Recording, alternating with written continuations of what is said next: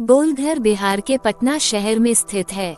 अधिकांश पर्यटक पटना को गोलघर के कारण ही जानते हैं।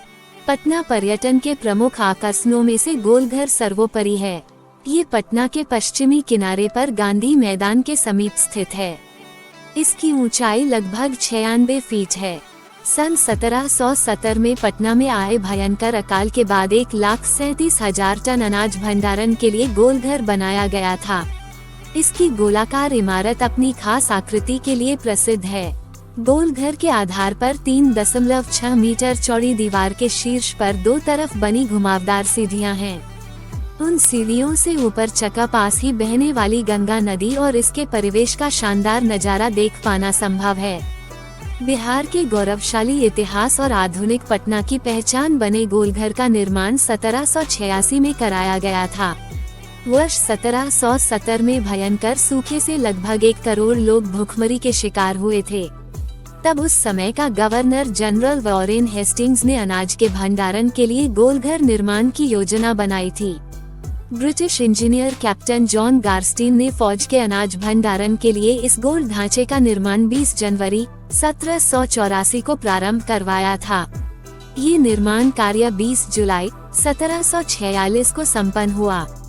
इस गोलघर में 1,40,000 टन अनाज रखा जा सकता है। ये गोलघर 125 मीटर चौड़ा और 29 मीटर ऊंचा है। इसकी खासियत है कि इसमें एक भी स्तंभ नहीं है।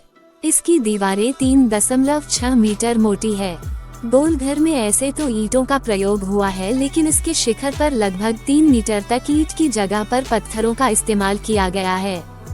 कहा जाता है कि मजदूर एक ओर से अनाज लेकर गोलघर के शीर्ष पर पहुंचते थे और वहां बने 2 फीट 7 इंच व्यास के छिद्र को बंद कर दिया गया।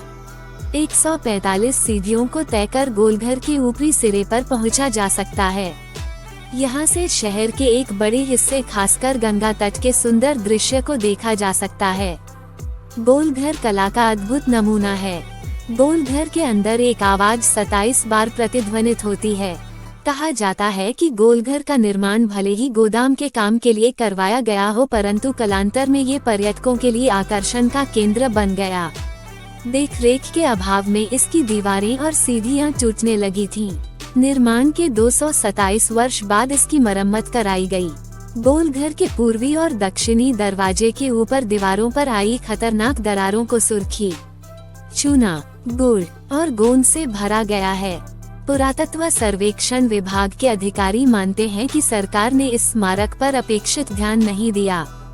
कहा गया कि वर्ष 1979 में राज्य संरक्षित स्मारक तो इसे घोषित कर दिया गया, परंतु स्मारक के चारों ओर बड़ी आबादी और सड़कों के निर्माण से स्मारक प्रभावित हुआ।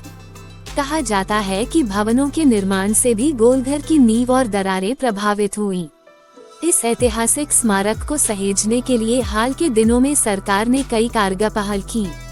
गोलघर में लेजर लाइट शो की व्यवस्था की गई है। इसके शुरू होने से जहां गोलघर परिसर में स्वच्छता हो गई है, वहीं कई निर्माण कार्य भी कराए गए हैं।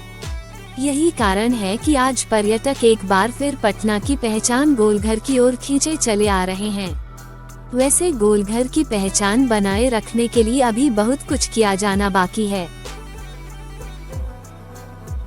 कृपया चैनल को सब्सक्राइब कर लें, जिससे हमको वीडियो बनाने की उत्साह बढ़ता रहे।